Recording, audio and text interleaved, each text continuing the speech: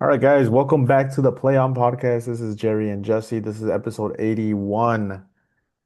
Jesse, I am not in the mood. I canceled this podcast yesterday, made up the fake HOA meeting Uh, to avoid talking about the hate watch that you enjoyed this past yeah, weekend.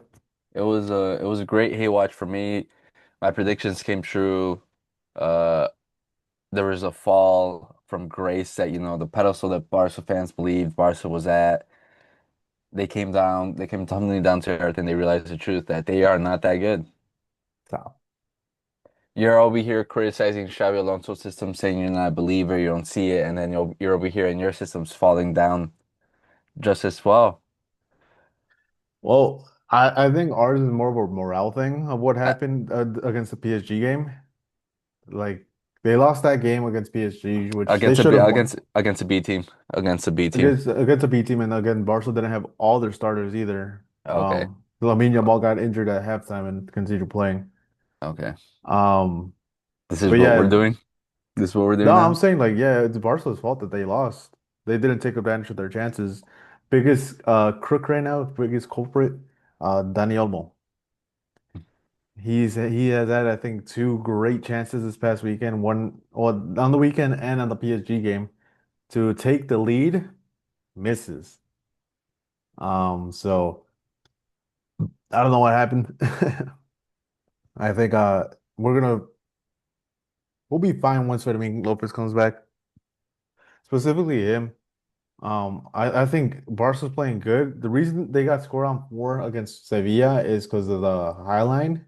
And the two goals Sevilla did score at the end were because yeah, Barca's pushing up looking for the equalizer.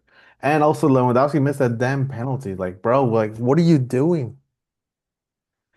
Oh, and that just kind of ruined the whole game. But yeah, I think the 4-1 is a little it's exaggerated for sure. I think so. I think it's exaggerated. No, no. Not now you're on copium, Jerry. Because the entire first half, Sevilla dominated the game. They were on top and they had so many chances to score.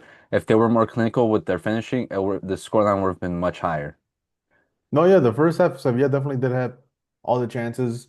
But the second half Barcelona were dominant until the last 10 minutes where they got again score on the last two goals. So that's why I'm saying it's like it's exaggerated that Uh, scoreline because of that. Barca was pushing so high up and they weren't finishing their chances. Rooney Baji had a couple of decent chances, didn't score them. So again, if Barca's one of Barca's goals at the end falls through, I think that's they probably would have done the what is it, the reversal, the counter sweep, but it wasn't in the cards, Jesse. Now that's I don't think we watched the same game. I know I'm sick and all, but I I literally think just told you that the first half Sevilla definitely dominated. no, but the second half you're saying as if Barca dominated, they weren't very dominant. It was more back and forth for sure, but there were still Sevilla still had chances, and like I said, they weren't very clinical. Like like you mentioned, the high line, it's becoming they're becoming too susceptible to attacks from it. Like it seems like teams have figured it out, or Barca's not running as well as last year, and I think it's a combination of both. Because again, we keep on pointing out that that backline still doesn't have a clear-cut leader. It looks like the move from right-sided center back to left-sided center back is affecting Kovarci more than initially expected. It doesn't look like he can lead that backline, and Araujo is Araujo. We know he's not known for his, tactical thinking, and they both are relying on their speed to catch up for any, through ball that happens, and sometimes you just can't always make it up for with speed. And it's been happening a lot more often than it's expected. And I think the biggest question is Barca's fitness because we've seen in the first against PSG in the second half, Pedri just looked dead. The entire Barca team seemed dead after like 60 minutes. They look like they have no longer have fitness, and I'm surprised by it because it's still early on in the season, and it's not like they've had to play a mountain of games so far. And even in the second half of the Sevilla game, they rotated, but like Lewandowski, like you mentioned, he's coming off and he's starting because Lamine Yamal is injured. which there's, controversy with Barca and the Spanish team, but that's not we don't really care because we don't agree with the international breaks. 'Cause Yeah. that's boring. But Lewandowski's finally starting in the striker spot. You're paying him No, he 20 didn't million. start this game He did start. against Sevilla. No, So it was Ferran. Ferran was on the wing. All right, they did swap, but yeah, Yeah, Lewandowski's. Lewandowski started. Ferran was on the wing, and so was Rashford. Yeah, the only one that did show up was like pretty much Rashford from the attacking trio. Yeah, and you're paying Lewandowski all this money, and he's supposed to be your star striker and things, and he's clearly showing that he's not there. Ferran, Last year of his contract, Jesse. Last year of his contract. but yeah, it's like Pedri again. Like he was, I think, very good for you guys until again the fitness issue came up. De Jong, I think he has quality, but he hasn't shown it this year. Oh, you're tweaking. All right, now you're just He's been giving lackluster. That's what. nonsense. Did you not watch the game? He was not there. Literally, did you not watch the Newcastle game? He was there. Like both him and Pedri was a show. And I think this is more of a fact that yes, Araujo, I agree with you. Araujo cannot be the starting center back anymore. He can't. Teams don't even have to pressure him because teams know he's just going to throw the ball away. And that's all it was. It was just mistake after mistake. The reason Pedri was so gassed and the whole team was gassed is because you know how many balls did they lose? I wish I had the stat for that, but it was just constant transitions for that for Sevilla which one? side. Sevilla game? Yeah, the Sevilla game. The PSG game it was back and forth between both of them. But yeah, Sevilla just kept recovering the ball and just going on a Uh, straight counter. So all the Pedri, the Young had to go all the way back and try to win the ball back. how many ball like interceptions Yeah. for Barca? No, for Sevilla. They had 8.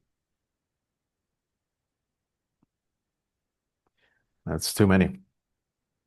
Yeah, Because but we know a Barca side that's like maintain composure, hold it, hold it, hold it. And this game, it seemed like they seemed like they were honestly hungover. because if you look at it in both games, they're just running through the midfield, and it just looks like Pedri's the only one there. And once you get past him, you have a straight shot towards running towards the center backs, and that's when Barca look the most vulnerable because you run towards them and they just don't know what to do because they don't know if to push up or drop back because there's clearly no communication between these two center backs. Well, yeah, there definitely has to be a switch. Maybe it's leadership. Maybe they need Rafinha back to push him because you saw how Rafinha is. He actually pressures and it affects the whole team. But yeah, this international break couldn't have came any sooner. I think there's still controversy. Again, more Lamine Yamal storyline. He got called up for the national team, Jesse. Yeah, and then he got a groin injury. So I'm glad he's not going to be it. But yeah, they're thinking that that groin injury was made up. But no, I think he's probably going to be out for the Clásico because of the groin injury. Well, they're not even saying it's groin injury. They're saying something else. They're saying it's a pubic injury, which is insane. They said the pubic area, but it's basically like a groin injury. Yeah, I was gonna say like so. It might be a hernia. Who knows? Yeah, I don't know, but I it's worrisome for Barcelona for this early in the year for them to pick up so many injuries because, like you said, Rafinha's out, Fermin's out, Gabi's out, Lamine Yamal's out. Pedri's starting to look overworked because uh, it was a funny stat before this game.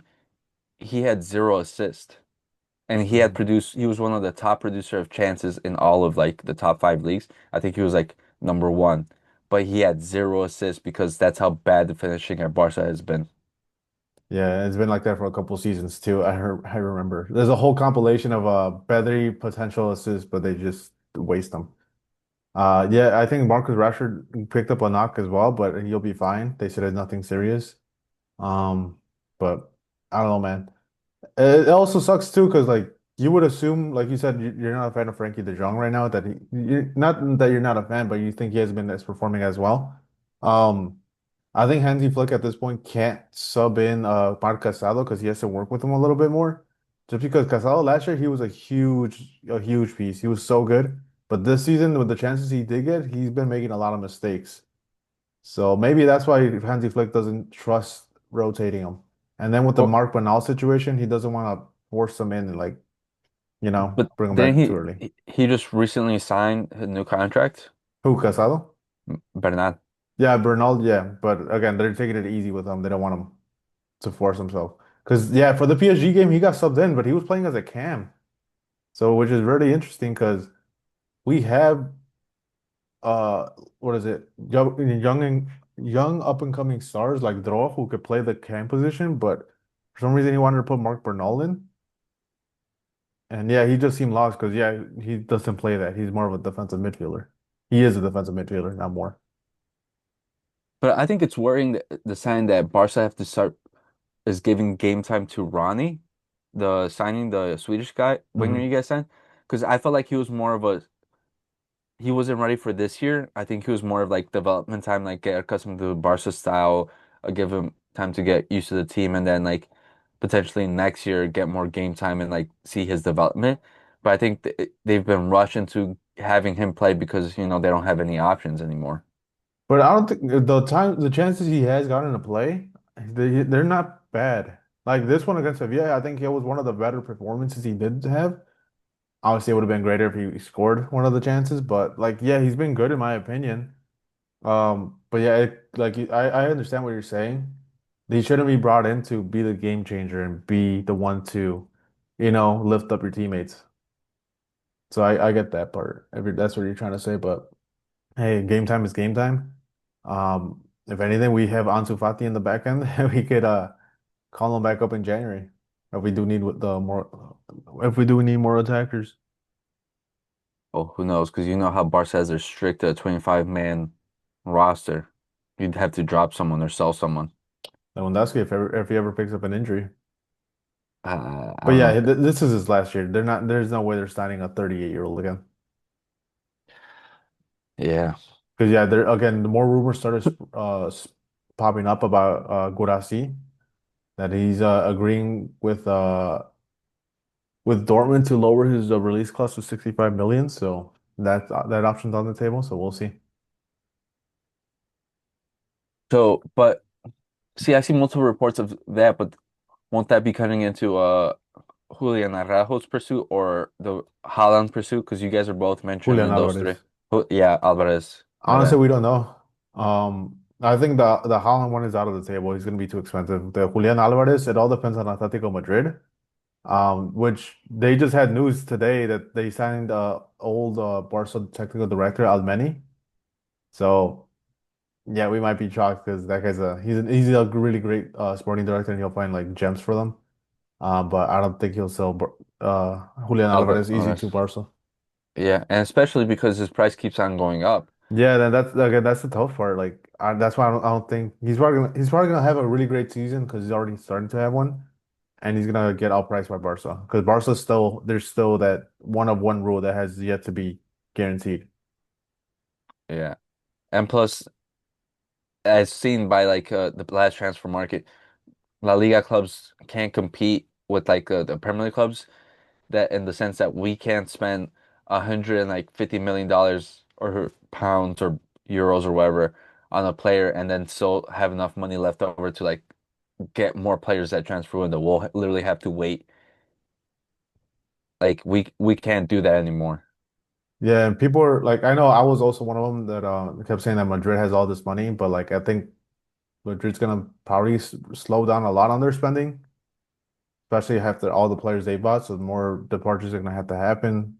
The biggest one is Endrick to like probably buy another player. Because yeah, apparently Endrick is not really taken into account by Xabi Alonso. Well, he's been coming back from his injury and then he's getting accustomed to the team, but I do expect him more likely than not in January to go out on loan because he does need the game time. And I just think there's a better option that fits Xabi's system in Gonzalo, Hmm. who, uh, as we've seen in the summer, can fit into multiple roles as a striker, winger, will uh, do the press system really well and can finish really well, and is just more of a finished project than Endrick right now. Yeah, and less hype, so there's a lot less pressure compared to Endrick. Like Endrick has to perform, so that's why he's constantly probably complaining about game time. Mm. And where a player is in Gonzalo, he'll wait for his opportunity. But yeah, speaking of Real Madrid, they went up in the table. They won against Villarreal. Dodgy calls, but they got the job done. Well, over here, dodgy calls, Yeah, you didn't see, you saw the yellow or the red card they called on the Villarreal player for supposedly hitting Vinny.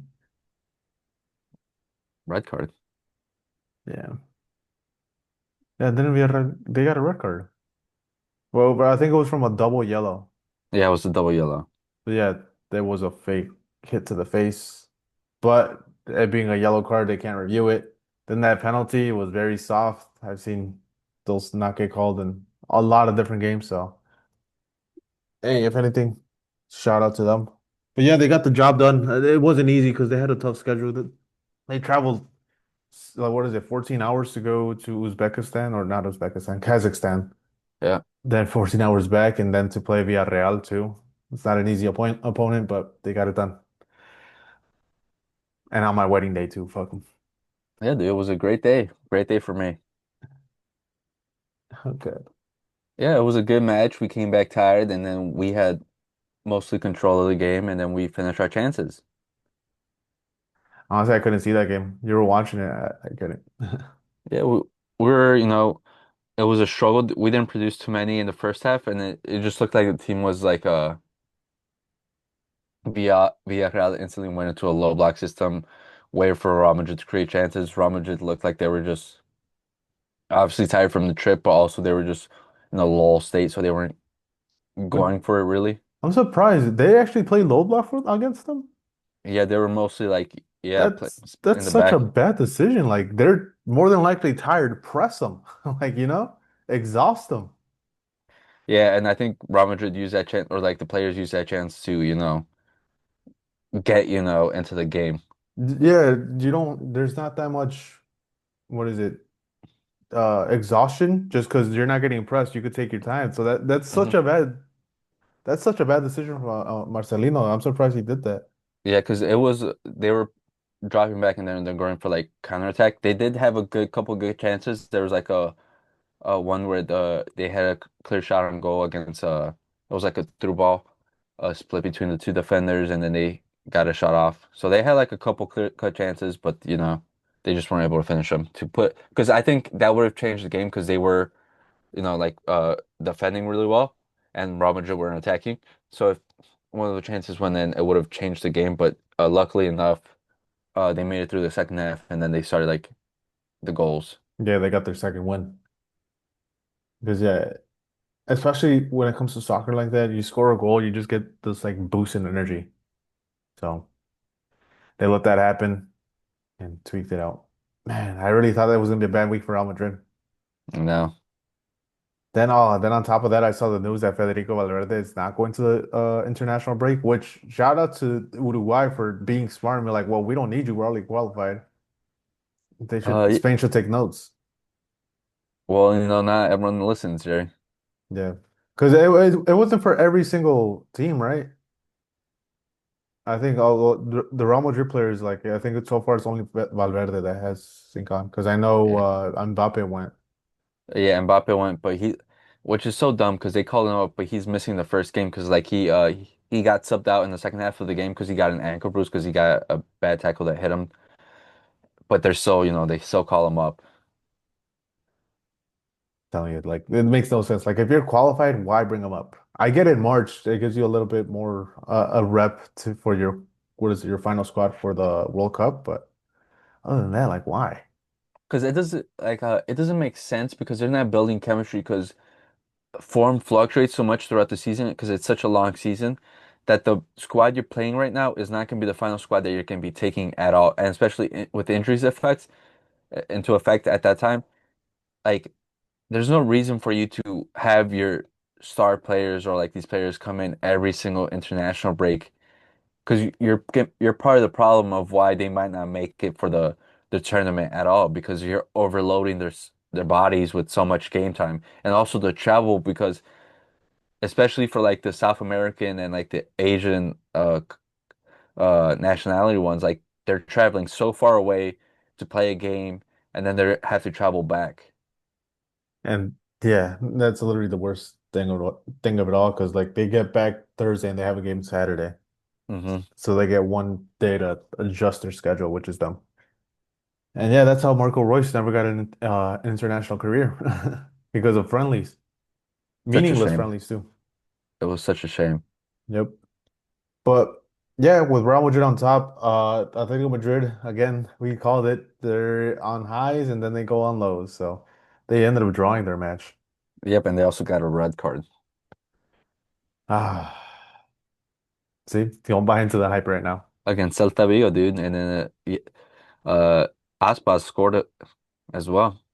Another 30 plus year old hitting 40, still doing it. But told you it's not And, going to be an easy game, Jesse. and then also the Barca boy was the one that got the red card. Who, Lenglet. Anglet, do me a favor. But in the Premier League, the only game I did watch was the Chelsea Liverpool. I caught the second, like the ending, so it was a Hmm. really good part of it. Yeah, Chelsea narrowed out the win, and Liverpool's on a really bad streak at the moment. Yeah, because also in midweek, like I called, they went up against a real crowd. They got scared and they lost to Galatasaray. They felt what the real atmosphere was, and they just were shocked because they're like, "Oh, so this is what people say aura is when going into a stadium." Yeah, and that makes it three losses in a row. They lost to Crystal Palace, Galatasaray, and now Chelsea. Again, an inconsistent Chelsea, but for some reason, against big teams, they play really well. So if only they played against smaller teams, mid-table teams like that to be consistent and do something in the Premier League. But again, Hmm. bless you. But Thank you. again, this is a problem. I was saying before we started, a problem with their transfer business because sure, they spent how much 250 million on two strikers, but the problems are in their back line. Th During this game, I think they had to result with Szoboszlai at right back when he had started the game in midfield to replace Connor Bradley, and then also Konate got subbed out and they had to move Gravenbridge to play center back. Like that's not ideal when you have to play Chelsea when you're moving two of your like better midfield players and better players overall in your squad, especially like Gravenbridge, who had like a great season last year at the six. It has to go move down and play center back because there's no other option.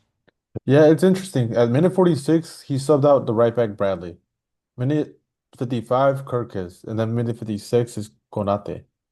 Yeah. So he made three changes to the back line and but before the 60th minute, which is again an interesting thing. You don't really see that happen, so it kind of messed up everything. But yeah, Chelsea was very dangerous this game. Um, I was gonna say, which winger did they play with? They have so many. It They was Garnacho and Neto. Yeah, Neto had a bad game, but Estevao, he has such a great presence in that game once he got subbed in. I was watching it with SP actually.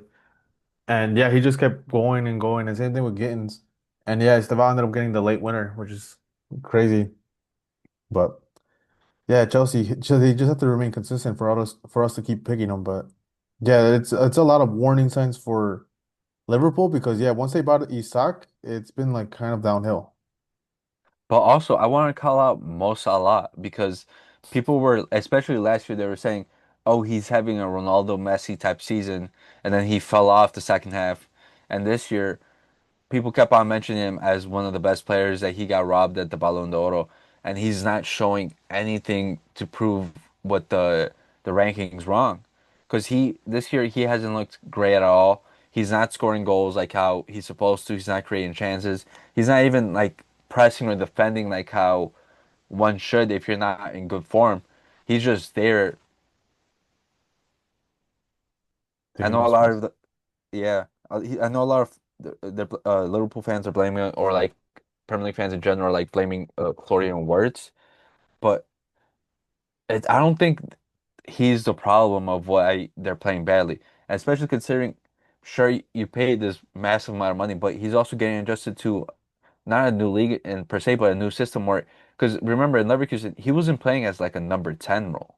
He was playing more forward. He was playing like a right wing, like as you've mentioned previously, a right wing or a left wing role, or like a secondary striker, not a 10. Yeah, I want to see that. I want to see Um, Liverpool play with Gakpo on the left, uh, Etequita as striker, and Wirtz as the right winger, and play like whatever the 10, McAllister or McAllister Soboslai. there, because I think that'll probably be there would probably be more synergy, Hmm. but. Yeah, it sucks again. Words is getting blamed for it. We called it though, saying that it's going to take him a year transition, especially with the position he's playing at. Um, but yeah, it sucks for Words. What did they come up with? 007, that's his name. Yeah, 007. But what else was there to say? Um, Arsenal, with this stumble of Liverpool, Arsenal is now in first, Ugh, sadly. the Uh, worst. There was also a big upset, Jerry. Before you move on to that, just wanted to mention the Arsenal thing. Odegaard again got subbed out because of an injury, so. This season has been, I think, 3 injuries in a row being subbed off in the first half. So that's a new record, by the way. But go on. Oh yeah, there was a big upset in the Premier League. Top four Sunderland got defeated by bottom table Man U. They It did. was yeah, it was a big surprise. A lot of people were surprised by this giant upset. Yeah, Sunderland seemed to lose their nerve against the bottom ranked Man U and they lost 2-0. Yeah, and it looks like they made a substitution to the goalie now. They're going with Lamine, the goalie they bought from the Yeah, the league. young goalie. Yeah, he really carried that game. He was really good. Yeah, he got an 8.6, and I think he got man of the match on Foot Mob. So, hey, it's a step in the right direction when you actually have a goalkeeper that can stop things. But yeah, I thought Sunderland will put up more. I thought they were going to put up more of a fight, but sadly they didn't. Yeah, sometimes it's a trap game. Top ranked teams can't always win against the bottom ranked teams. True. And again, I don't want to say anything good about Man U right now just because I know it's going to bite me in the ass later. So I'll just leave it at that. Like you said, a huge upset. Yeah. Ooh, excuse me. Mhm. Man, and Serie A, your boys tied. Como? Yeah, come on 1-1 against who was it again? Atalanta. Atalanta. Yeah. It's a good result. Uh it was a fun fact. The first game, Nico Paz didn't get an assist or goal in a Como game. That's literally what I was checking. I'm like, did the streak continue? But it didn't. No. He So, he's he still played a good game. He just didn't get the assist. It was a good goal by Perrone. It was hmm a outside the box shot. Good goal. Man, I keep trying. I have to watch the Serie A game because I have Paramount Plus now. I keep forgetting. I gotta check it out eventually. But Yeah. especially a Como game. I want to watch them. I'm checking. Juventus and AC Milan was lackluster. They tied. Yep. So Milan could beat Juventus, but they can't. I mean, they could beat Napoli, but they can't beat Juventus, which is Uh interesting. Pulisic missed the penalty in that game. Did he? Yeah. Damn, I'm surprised he's the penalty taker for that game. Well, he's sort of been their best player throughout the season, so I guess they just gave it to him. Just hoping form would carry on. I saw that Modric had a great game that he put a through ball, and I think Leo had a really bad shot and messed up that chance. But yeah, Modric is playing really good at Milan, and it's revitalizing that squad. But sorry to say, Jesse, my boys at Napoli are still going to do it because Højlund scored another goal, by the way. It's like we said, dude, you leave the curse of Man U and you just blossom and he's finally scoring goals now. I gotta ask you, what do you think would be the best fit? What team do you think will be the best fit for Kobe Mainu? Because like I think he's kind of out of the squad because of Ruben Amorim, and I think he'll leave on a cheap, or it's either on a cheap or on a free. And I can't remember which, but It's funny because pick I a heard team. I saw a report about where he wanted to go and I'm like, oh, that's a good fit for him. Because I know there's like a lot of top ranked teams that are like top teams that are like in for his services, but I don't think a lot of them make sense. I think if you were to stay in the Premier League, I think a good team is City or Spurs. I'd say Spurs. They need a defensive midfielder, Yeah, because they only really have Paulinho and he's like suck playing center back. But I think hmm those two could still play well together because they have so much attacking talent at Spurs that I think it will help balance them out. and And then Paulinho's on the loan too. yeah, and then at City, Rodri got injured again. I don't see it. I think he's getting very injury prone and he hasn't hit the same levels as he's used to. And I think he fits that. I think he fits what Guardiola currently wants in a team. I don't know. I don't personally like the Man City thing because it's gonna be more of the same thing with the Man U situation. Like Pep, the manager falls out of love with players, so Yeah. you'll be his player for like 3 weeks straight, and then I don't know where he takes it out for like 3 weeks. I would prefer Spurs because I know that for a fact he'll get game time there, and that's exactly what he Uh-huh. wants. And like you said, a good up and coming team. Yeah. And I think he was linked to Napoli. I think that's what I remember. Let me look it up. But I think said yeah, I think Napoli makes is a great fit for him. Yeah, and a lot of English players are starting to go over there. Yeah, I think it's because the Premier League has sort of become a mixture. When Pep went there and teams started to become more tactical or technical and the classic English player hasn't doesn't really fit that style. Hmm. But now they're like at a crossroads because then you have the terror ball that is Mikel Arteta, and there's the technical players are getting lost, and the English players were sort of adapting, but it's sort of become like, oh, you have to be technical, but you also have to be like this athletic player because they're just playing for set pieces, Yeah, and a lot of English players are like don't know what to do, and they're like in the right mold for like the Serie A where it's currently at. that's true. So yeah, the Kobe Minu situation is gonna be interesting. Again, doesn't look like he's getting too much game time. We'll see what happens. He'll probably be the next Scott McTominay and just flourish outside of menu. But Like everyone else does. yeah. Is there anything else we missed? Uh, the Barca Villarreal game for Miami has been approved. It's crazy because Villarreal is losing a home game and coming to a neutral site that will more likely than not favor Barcelona because They're playing in the Hard Rock Stadium too. yep, and it was also approved for Serie Champions A League. to have Oh yeah. a game in Australia, which is insane because that's basically like us going to Kazakhstan. It's like a 12-hour trip there, and they're having to play a league game there, and then they're gonna have to travel back. It's gonna be insane. I'm surprised they didn't pick China instead of a venue instead of uh Australia because Australia is a smaller market compared to China. China, like I know NBA teams go there all the time for tours, so I think it would have been better for them. But I'm Mhm. surprised Australia, you know, Yeah, unless they're trying to come up with like a partnership with them. perhaps. But the reason why UEFA, because you know how because it was the fans that were sending stuff to like boycott or like to not allow it happen.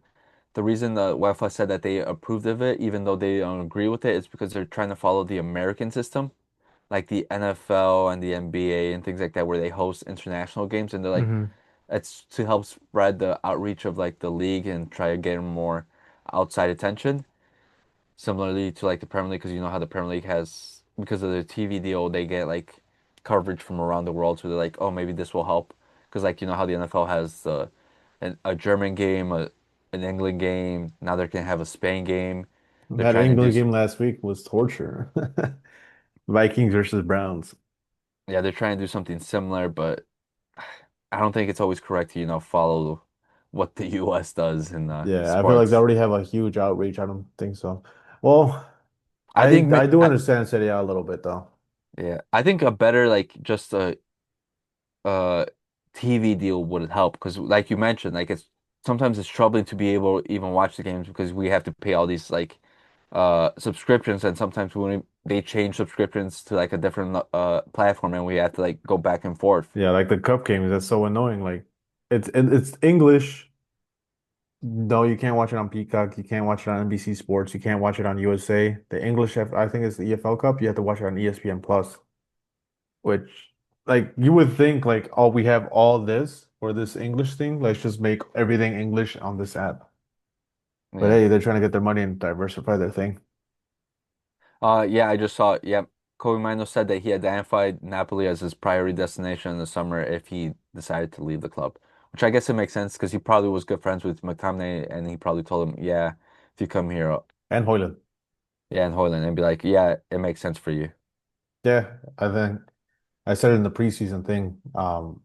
Napoli's a great team at the moment. They have the opportunity to become I would just say dynasty, but yeah, to win multiple Scudettos in a row at this point. Yeah, because they're not like an old team like Inter Mm. was, or they're like a squarely in their prime, and they're known for the good recruitment because they just sign players that normally you wouldn't expect to be good because they're just only like 10, 15 million, 20 million, but they produce and they become like really good players or stars even. Like Kvaratskhelia. A couple years ago, no one would have known about him unless you're like in the know of like Georgia per se. Now he's a world-renowned talent that, every club would want. And they cash into on their players, Osimhen, Kvaratskhelia, like you just said. So they're bound to cash in on players too. But Like if Man U wants Scott McTominay now, it's gonna be 100 mil. honestly, yeah, I wouldn't doubt it. Like any other team, it's gonna be at least 80. But yeah, anything else, Jesse? Should we close out this episode? Uh, Under 20 World Cup is happening right now. If you don't want to watch, the international break, that's the best international football you could probably watch. So you could do that.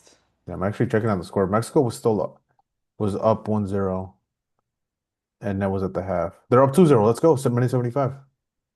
They're Yep. facing Chile. And then Spain won their game against the Ukraine. Yeah, and whoever if Mexico wins, they play against Spain. So interesting game. And they tied against Spain 2-2 in their group. So Hopefully another good game. yeah, definitely. Especially with my boy Gilberto Mora. Shout out to him. Yeah, linked to both Barca and Real Madrid. It's terrifying, dude. Again, I want him to go a smaller club, develop, or if he does go to one of those two, go to a smaller club and get loaned out, get play time. Yep. All right, guys. Thank you guys so much for watching. This has been Jesse and Jerry. Peace. Peace. This was your flu game, Jesse.